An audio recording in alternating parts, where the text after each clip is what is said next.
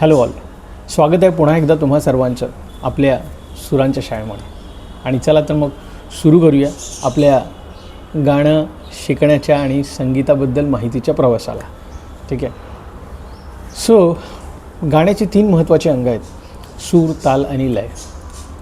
जो कोणी नवीन बिगिनर ज्याला गाणं शिकायचं आहे किंवा ज्याला गाणं माहीत करून घ्यायचं आहे, त्या बिगिनरसाठी हे खूप महत्त्वाचं आहे की सूर कसा असतो, सूर कशाला म्हणतात, सूर कसा असतो आणि ताल कशाला म्हणतात, लय कशाला म्हणतात, ते कसे त्यांचा उगम कुठून झालेला, ते कसे जनरेट झालेले, कसे तयार होतात, तर त्याचे पॅटर्न्स कसे आहेत, हे सगळं आपल्याला माहीत करणं आवश्यक आहे. आणि त्याचा वापर कसा केला जातो. जेव्हा आपण एखादं गाणं कंपोज करतो किंवा एखादं गाणं बनतं, तर त्याचं बॅकग्राऊंडचं जे फाउंडेशन आहे ते कसं असतं, कोणत्या बेसवर ते बनतं, तर त्यासाठी हे बॅकग्राऊंड फाउंडेशन्स आहेत, सूर, ताल आणि लय, हे कळणं फार आवश्यक आहे. हे जर आपल्याला कळलं तरच आपल्याला गाणं कळलं असं आपण म्हणू शकतो. तर सर्वात महत्त्वाचा पहिला आपण बघूया म्हणजे स्वर. तर मधुर असा आवाज जो आपल्याला ऐकायला येतो, मी तुम्हाला डेफिनेशन पद्धतीने सांगणार नाही, एकदम सुंदर आणि साध्या पद्धतीने समजेल असं सांगणार की जो मधुर असा आवाज आपल्याला ऐकायला येतो तर ते माधुर्य स्वरांमुळे येतं, त्यालाच आपण स्वर असं म्हणतो. आणि इन इंग्लिश कंटेक्स्ट जर आपण म्हणायला गेलं, सो सा रे ग म प ध नि सा, असं तुम्ही सर्वांनी हे जेनेरिक ऐकलेलं आहे. सर्वांना हे जेनेरिकरित्या माहीत आहे की सा रे ग म प ध नि सा संगीतामध्ये असतं, गाण्यामध्ये असतं. ठीक आहे. सो सा रे ग म प ध नि साच का, ट फ ड ढ बाराखडीतले बरेचसे अक्षर आहेत जे असे आपण गाऊ शकत नाही. सो सा रे ग म प ध नि सा इट्स अ नेचरिक साऊंड. हा निसर्गातनं निघालेला आहे. संगीतच ॲक्च्युली निसर्गातनं आहे. जर तुम्हाला माहितीसाठी सांगून देतो की संगीताचा उगम जो आहे तो आपल्या वेदांमधनं झालेला आहे. ओके. आणि सा रे ग म प ध नि सा या नॅचरल फ्रिक्वेन्सीज आहे. ओके. जी आपण फ्रिक्वेन्सीज म्हणतो, जे साऊंड आहेत निसर्गातून निघालेले, त्यामधले एक हे 7 सूर जे आहेत ते नैसर्गिक साऊंड आहे, जे आपण गळ्यातनं गाऊ शकतो.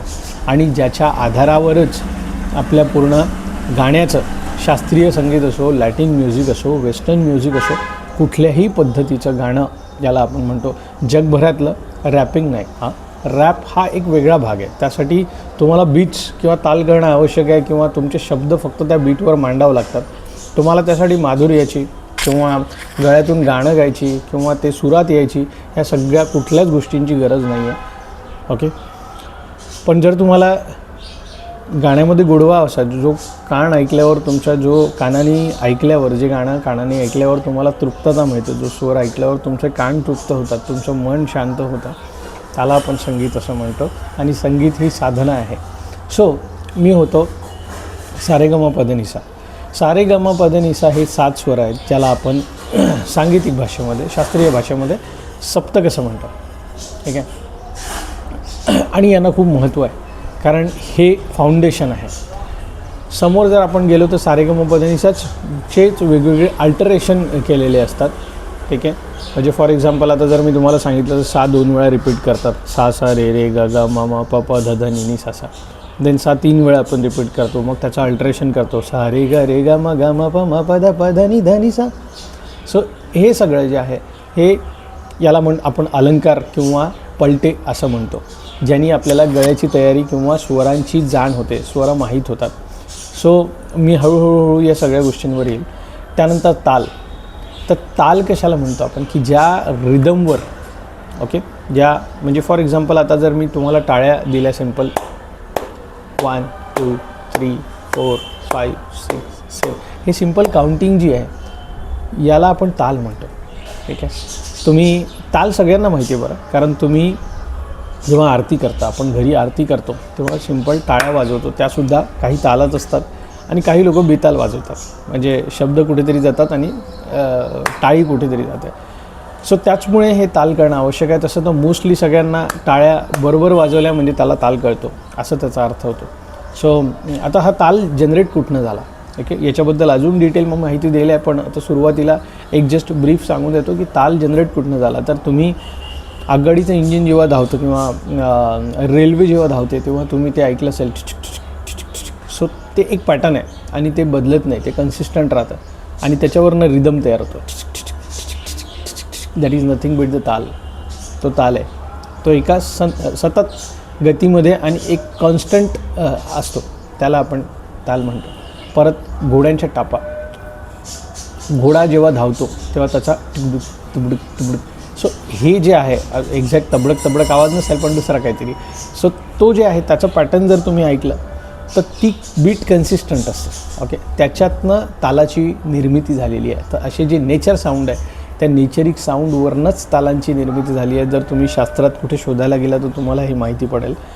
तर याच्यातनं तालाची निर्मिती झालेली आहे. त्याच्यानंतर लय.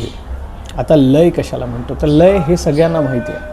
आपण धावतो, ठीक आहे, त्याचे वेगवेगळे प्रकार आहेत. समोरच्या व्हिडिओमध्ये मी तुमच्यासाठी त्या लयीचे प्रकार, तालाचे प्रकार, ताल कुठकुठले आहेत, त्याच्यानंतर स्वर कुठकुठले आहेत, याच्यापेक्षा काही वेगळे स्वर आहेत का, ही सगळी माहिती मी तुमच्यासाठी घेऊन येणार आहे.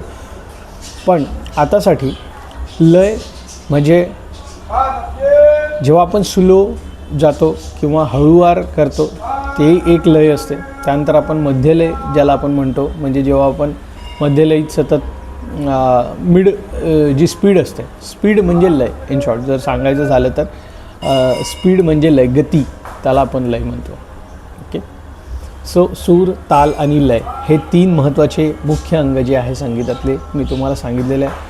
बऱ्याचशा गोष्टी, संगीताची सगळी माहिती, गाण्याबद्दल माहिती, गाणं कंपोज कसं करायचं, इवन मी बऱ्यापैकी थोडंसं गाणं लिहायचा प्रयत्न करत असतो. सो ते आणि बरेचसे गाणे, ह्या सगळ्या गोष्टी मी तुमच्यासाठी घेऊन येणार आहे आणि ते एकदम फ्री. सो त्याच्यामुळे please do connect, do subscribe and do like to channel. आणि हां, तुमच्या कमेंटनी तुमचे फीडबॅक्स मला कळवा, सो दॅट मला अजून ॲडव्हान्समेंट करता येईल. आणि सॉरी फॉर इनकन्सिस्टन्सी अगेन. जेही 5-10 लोकांनी, ज्यांनी कोणी माझा व्हिडिओ बघितला असेल, प्लीज स्टे कन्सिस्टंट. आणि ज्यांना गाणं शिकायचं आहे, जे बिगिनर्स आहेत, जे पॅरेंट्स आहेत, ज्यांना आपल्या मुलांना गाणं शिकवायचं आहे, you can share this video link to them and तुम्ही ही व्हिडिओ लिंक त्यांना पाठवू शकता. आणि please do subscribe to my channel and thank you for stay consistent and thank you for watching me. Thank you so much.